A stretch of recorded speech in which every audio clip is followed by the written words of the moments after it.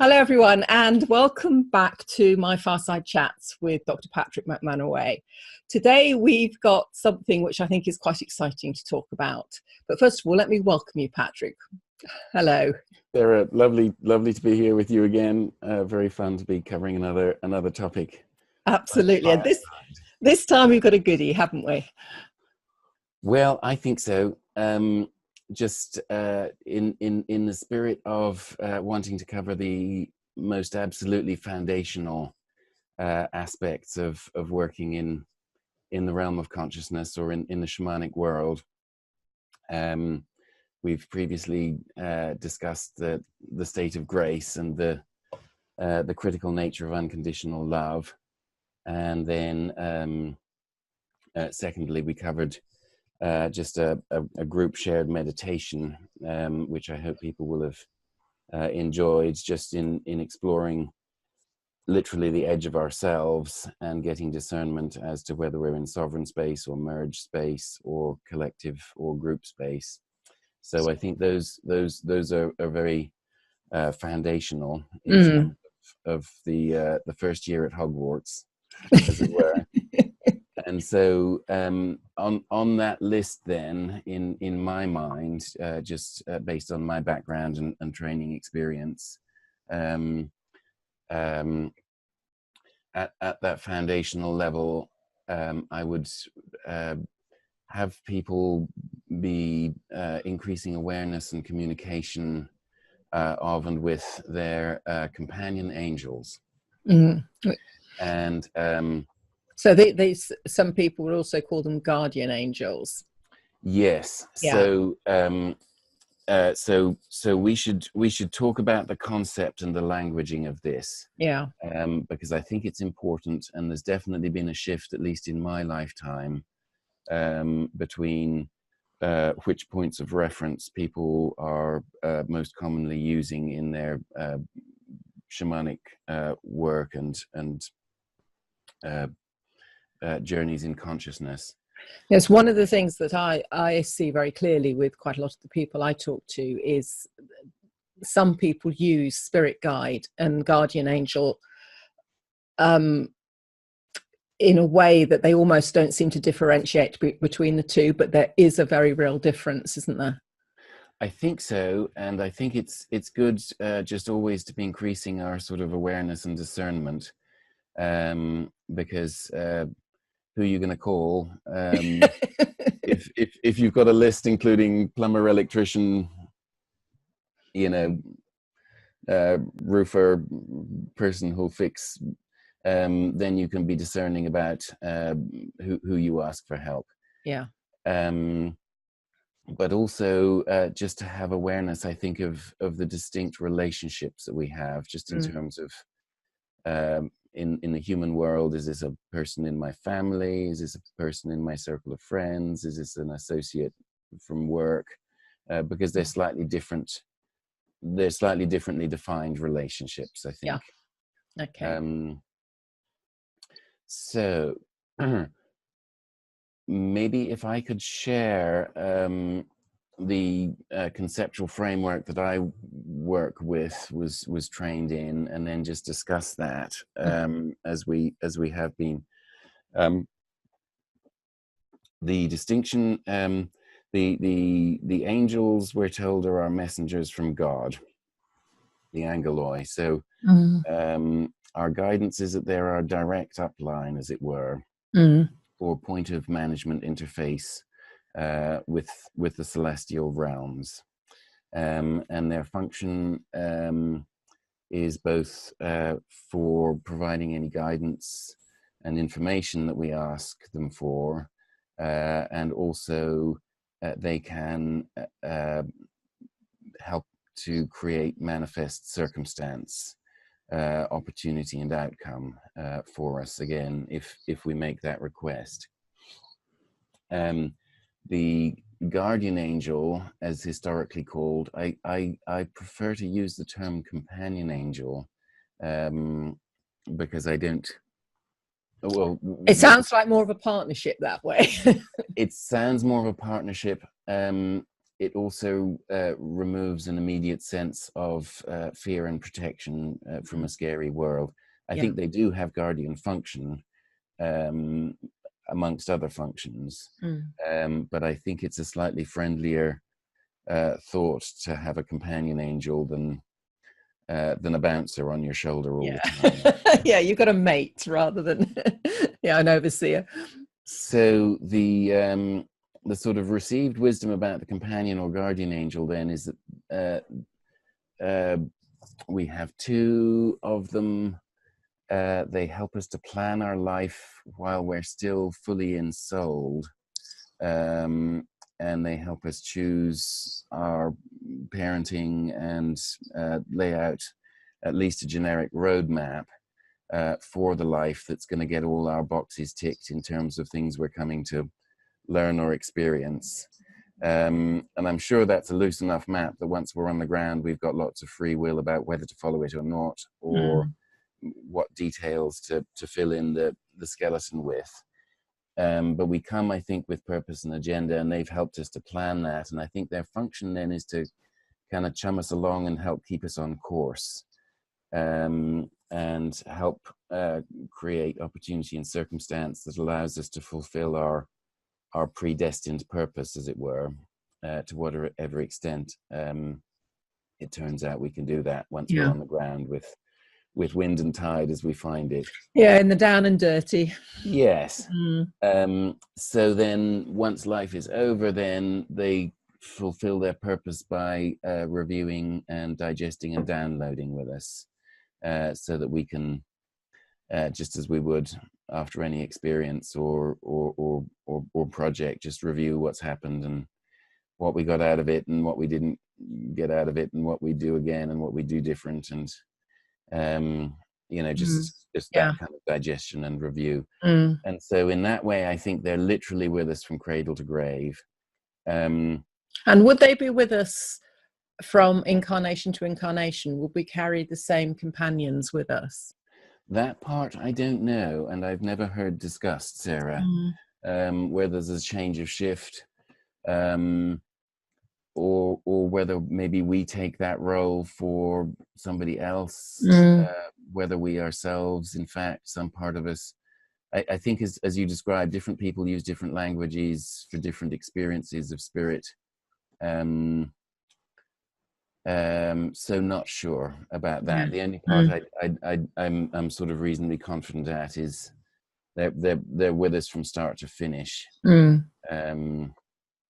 Maybe they keep going with us down the eons. Maybe they say, "Can I hand in my resignation? Can I take a break?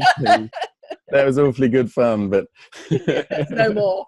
I got bored of the tennis. Yeah, so I have to say there's been once or twice in my life when I've thought that my guardian angel just sat there with their head in their hands thinking, what the heck? So I think they have to be incredibly patient and forbearing. I think that's part of the job. So maybe they're evolving through it as well. Yeah. Two things just as points for consideration, Sarah. One then is the difference between that companion, witness, support, personal assistant function for anything and everything, literally in your life, versus what would classically be considered spirit guides, who are still personal in as much as we've made personal alliance with them. But typically that tends to be for particular function. And so I referenced whimsically, but also quite literally, the electrician being different from the plumber, being different from the guy who fixes the roof. I use slightly different alliances to do spirit release from the ones that I do for earth acupuncture than the ones that I do for working with elemental or water spirit. And my father had a lovely, bless him, black and white bureaucratic view of the world. He was a military officer, son of a military officer, son of a bishop. And so everything was really quite straightforward. And he would talk about the celestial civil service. And this was very convenient because in his mind there was a celestial being who had responsibility for every part of creation. Yeah. And if you needed to relate or engage or do something with that, you just had to dial in that. Yeah, find the right department. Exactly. Find the right department. Yeah. So very simple concept. And in fact, the longer I live and the more of this conversation we have, I think he found a smart way past all of this languaging, where he could bring his mind to whoever does this. But having said that, I think we do form very deep and strong relationships with spirit guides, whether those are guides to help us in our healing work or our business, or I have one who helps me with my books and accounts. I've never thought of asking for help with that. Well, I needed help, needed. And so I thought I'd better ask. Yeah. And others. That's a really different guide who shows up to help me with that bookkeeping than the ones who are out on the job chasing ghosts with me. Yeah. So just an example. So just, I think, to sort of provoke our listeners' thoughts about who's on the team, what's their function, which ones are my life just because I'm me, and which ones are helping me develop because they're specialists in chemistry or biology or Yeah. And then the only other thing, just to say again and again, is that the nature of human consciousness is we have, as we all very well know, free will. That's a developmental edge. And it gives us power beyond our wisdom. And a large purpose, I think, of literally our human life is to bump into things and fall over enough until we learn wisdom with our power. Yeah. And that's the gift. And that's why the companion angels have to sit with their head, metaphorically in their hands, because we get to make the same mistake as many times as we want over lifetimes until we get it. And that's only the penny drops. Yeah. That's our privilege. But the significant point here with this is then they can help us in any way at all, but they're not allowed to do so until we ask. Yeah. Or I think unless it's already in previous contract. Yeah. I think that's a really, really important point. Yeah. You have to ask. You have to ask. You really have to ask. And then when you do ask, as with divination and dowsing, what you get is absolutely what you ask for. Yeah. So there's a whole art of prayer, as it were, and languaging that we're familiar with through affirmations and other practices that you need to be conscious of, whether you're qualitative or quantitative and specific or generic and all of that. That's chat for another day. And do you have to ask out loud, or can it be a mental conversation? I think it's a mental conversation. Sometimes people like to write it down or ask it out loud just to sort of bring it into a sense of reality for themselves. But it's clearly a telepathic vibrational communication. Yeah. And so I think if you're comfortable, with that, that's really where it's happening. Wonderful. So how would you describe the difference if someone said, well, how do I know the difference between a guardian angel and a spirit guide? What would be a quick and easy definition? So one thing about the companion angel, when you tune into it, is that you do recognize that this is something that has always been there. Whereas I think the spirit guide will sort of come and go as required, as called. So the companion angel, even if they're in the background and not sort of putting any pressure on you, once you tune into that, it's like, oh my goodness, you've been with me all my life. Yeah. So there's a constant signature, as it were. Signature, a sense of ease, because they're literally our best friends.